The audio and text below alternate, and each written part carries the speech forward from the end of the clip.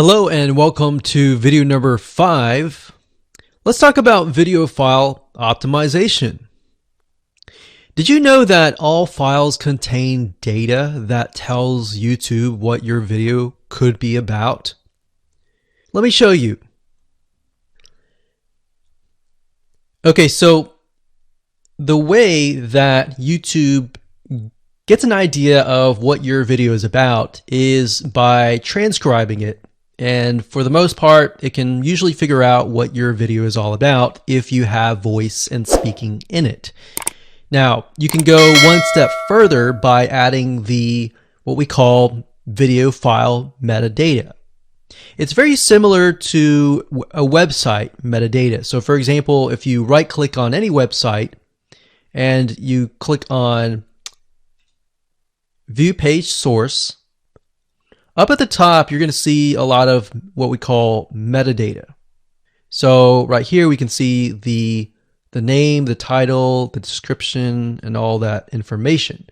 So what that does is it tells Google essentially what your website is all about. So very, very similar in this case of what we're doing here. So what we're doing here is we are taking the video file that you have created and embedding it with more information. So besides the title and description, YouTube will be able to read the metadata inside of your video. So it'll make a little bit more sense when I show it to you. Now, it's really hard to find software out there that allows you to embed metadata, except for a few. So one of them is called Video Converter by Wondershare. And that is videoconverter.wondershare.com. That's videoconverter.wondershare.com. So if you go here and you go ahead and download up at the top, you will be able to embed metadata. In fact, we're going to be using that for this particular video. Now, there are other software out there like the Adobe Bridge software, which allows you to embed the metadata into your video. Now, the reason why I'm using Wondershare is because I feel like it's a lot easier to use. So if you go ahead and download this, we're going to open this here. And what I did was I clicked Add Files and I chose the file.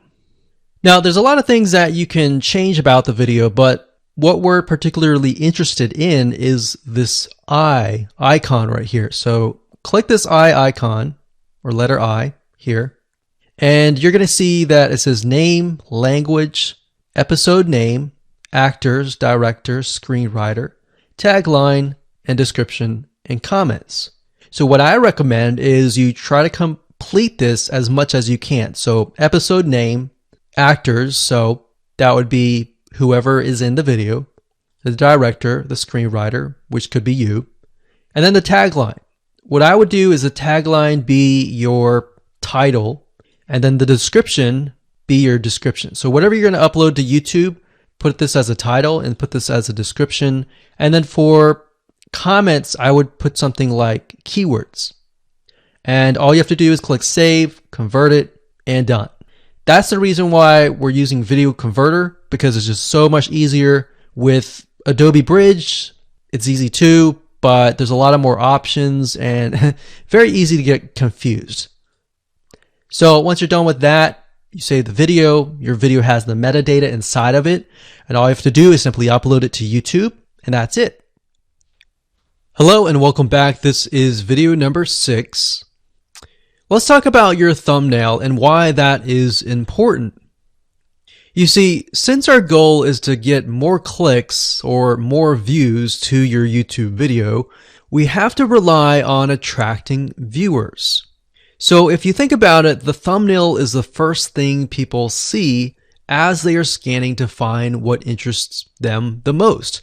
So in other words, if you think about it, if you go to youtube.com and you type in a keyword, you're going to see all the results with thumbnails, the titles, the descriptions, and all of that. So that's the first thing that they see. So let's discuss what your thumbnail should contain and what's working in your market and how to figure that out.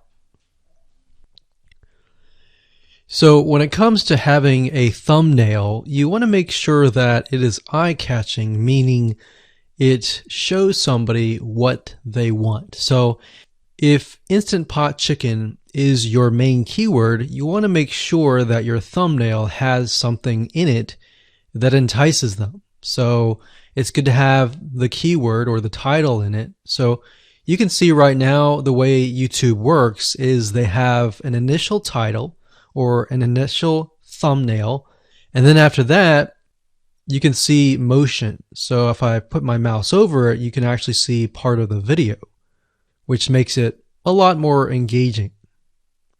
So as we scroll down, the initial thumbnail that this woman uses is the Instant Pot. And then this one here, it says Instant Pot recipes. So Instant Pot. So we can see the ones at the top definitely have the Instant Pot in it, or a word that's chicken, or a picture that has chicken in it. So it fits the keyword. Now, if you're not a professional, thumbnail artist or anything like that, there are different sites that you can use to get these created. Now, bear in mind that you never want to use a thumbnail that is clickbaity or that lies to somebody, because if they click on it and then the video is nothing like the thumbnail, then guess what? You might get tons and tons of clicks and perhaps views, but you're not going to get people watching your video, which is very, very important, which we'll discuss in the future videos. But for now, there are different elements that you need. So what I recommend is you go to a site called creativemarket.com. That's creativemarket.com. There are other sites like graphicriver.net, but over time we've realized Creative Market has a lot of really good designs. So what we can do here is in the search box, we're going to type in YouTube thumbnail. And we're looking specifically for templates that we can use for the thumbnail. So it says YouTube thumbnail pack. Let's go ahead and open that. There's one here. There are end cards, but that's a little bit different. That basically comes at the very end of your video. So we got urban thumbnails, different types of thumbnails. But the reason why I like Creative Market is buying templates for specifically YouTube thumbnails is going to make your life a lot more easier, especially if you can make it professional. The more professional it looks, the more professional your viewers will click through. So if we click on this, we can kind of get an idea of what we're dealing with.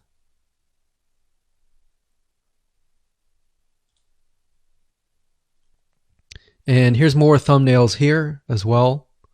Now, over time, we've realized with YouTube thumbnails, more and more designs are becoming minimalistic, meaning it's not too fancy, but it's got just enough information to tell the person what it is all about.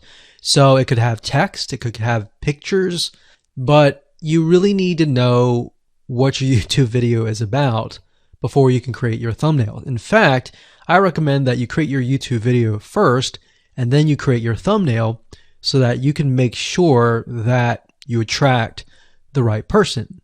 Now, what we found a little bit of a technique is to create a thumbnail that is related to essentially the end, meaning if you're creating an Instant Pot chicken recipe, you might want to show the chicken already cooked. So essentially what people get if they click through. So that way people think, oh, okay, this looks really nice. I'm going to click through. And they're more likely to actually watch all the way through to the end. And that's what we want. We want people not to just click through, but to watch all the way till the end. And that's actually going to help us with the ranking. Hello and welcome to video number 7. Let's talk about video length in more depth. So the big question is, how long should your video be? While yes, most folks have said that your video should be short due to attention span, and that's something that we've talked about in the past, and that definitely worked in the past, and that still is true that people's attention span are short. But today, in terms of YouTube, your video length should be longer, and here's why. Did you know that YouTube ranks your video based on how many minutes your viewer watches? We talked briefly about this in video number 1, but I want to talk about why that is the case. Statistically speaking, most people that we have found, based on statistics that we have seen in YouTube, most people watch about 50% of a video. Even the people that are interested in a video, they watch 50% of a video. So if that, in this case, is a 5-minute video, an average viewer is only going to watch about 2.5 minutes. Now, here's why that is important. If you're competing against someone who has a 30-minute video and their viewers watch 15 minutes, which is about 50%, well, guess what? Even if they can have less viewers than you, they're going to beat you because they have a longer video. So if you got the 2.5, they've got the 15 minutes, they can send less people and still beat you. And YouTube will favor them in the end. Now that, of course, is assuming that the views are legitimate and people are actually watching. And that's why user experience is so important. So to give you some real life practical application, let's hop on over to YouTube and I'm going to show you proof that this works. Okay, so let's take what we learned and what we just discussed and apply it to some real life practical application. So if we head on back over to youtube.com, we type in the keyword Instant Pot recipes, we can see this one, and this one. So let's go ahead and open these up. So we got this one, and this one. So that's 1, 2, and 3. The first one has about roughly 8 minutes or 9 minutes. We'll say 9 minutes. The second one has about 27 minutes. And the third one has about 20 minutes. Okay. So essentially the second and third have about double the amount of time. So like we talked about, most people watch about 50% or less and then they quit. That's the average, right? So if that's the case, this person here, even though they have more views, see that? 800,000 views, even though they have more views, they're competing with somebody with a 30-minute video. Essentially, it's 27 or 28, but close to 30. So if we round that, we'll just say this is 10, this is 30, and this is 20. All right, so let's keep it at even numbers. So if that's the case, there's 4 minutes here, 15 minutes here, and 10 minutes here. So this means that the person with the less amount of minutes, they're going to need a lot more views and a lot more people watching it. So in total, if this person has, obviously this person's number 1, but what I'm saying here is because YouTube looks at how many minutes are watched, if this person had 800,000 views and this person had only half of that amount, but had more than double this amount, this person right here would most likely rank higher. So see that? Only 100,000 views, 15 minutes. This one here, 20 minutes, only 6,000 views. So you might ask, well, shouldn't this be maybe number 1? Not necessarily. If we really look at it, so we've got 800 times 4 minutes, and that's not going to be exact. I mean, we could even take 500. And this is definitely going to be number 1. And this is definitely going to be number 2 based on the information. But this person, because they have a long enough video, even though they have less amount of views, they're still able to rank pretty high. So this is based on one of our YouTube channels, which has over 9 million of minutes watched. And based on that, that's what we've seen. Now, there's other factors like likes, dislikes, comments, and other things like that, titles and descriptions. But that's a big, huge ranking factor because it legitimately tells Google and YouTube, hey, this YouTube video is legit. Not only people are clicking on it, they're actually viewing it. And they're viewing at least about 50% on average. So that's why the video length is important. Now, you don't want to make a long video just to make a long video. You might want to make a video that has really good content. And that's the goal. It's not based on spammy backlinks or anything like that. It's based on providing real value. Hello and welcome to video number 8.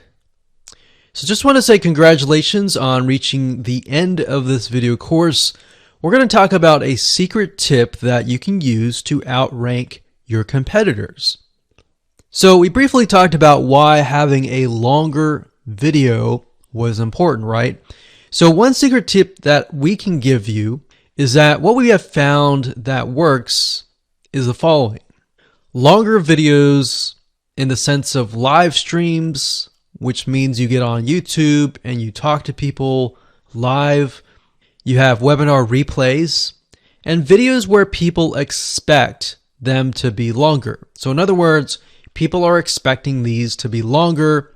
If you make a normal video that people expect to be 5 minutes and you make it an hour, then you're not really going to hit that 50%. But when you have a live stream or a webinar replay, usually people typically expect it to be at least 1 hour.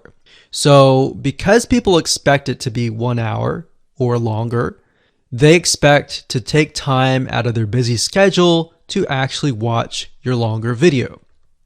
And what we found is these work really well compared to the average video. So let's discuss what you need to do in terms of software or even web applications that you need to create live streams and webinar replays. So in order to create a YouTube live stream, you're going to need to have a broadcasting software. There are many. You can go to YouTube and type in live stream, how to set it up, and there's a lot of videos on that. But this is one particular one that we have used and that has worked really well for us. It's called Open Broadcaster Software, and it's free, best of all. And that is located at obsproject.com. So as you can see here, there is versions for Windows, Mac, and Linux. So it's simply as easy as downloading and you can start streaming. So the reason why you need this software is basically what it does is it connects to the YouTube live stream system. And when you're ready, you click record and you're good to go. Now, I'm not going to go in depth on how to use this product just simply because there are so many different options and so many different ways of using it. Now, like I said, the tip is when outranking your competitors to have longer views. This is good for kind of a face-to-face talking head type long video. Now, if you want to use a camera, you can do that. If you want to do something like screen capture, meaning you're going to show your screen, then you're going to want to use something like GoToWebinar. And you can go to gotomeeting.com/webinar to do that. Another tool that we have used, which as of now, it is free, and who knows, it could change. So GoToWebinar does cost money, but it's a nice way to kind of engage with people. So this is the route that I would go if you are engaging with people. If you're not engaging with people and you're simply doing screen capture, there is a tool called Use Loom. Let me show it to you. So useloom.com. Loom is essentially a Chrome plugin. And what it does is it allows you to record your screen. It's super easy to use. In fact, it's super fast. It's so fast that you can literally start recording, and within seconds when you're done, you'll have the video in hand. and you can download the actual video file to your computer really fast. So those are the three options that I would go to, and really depends on the avenue that you want to take. So like I said, create a longer video, but just don't create any content. Make sure that the content is valuable, because you want to make sure that people watch all the way through, or if not, watch at least 50%.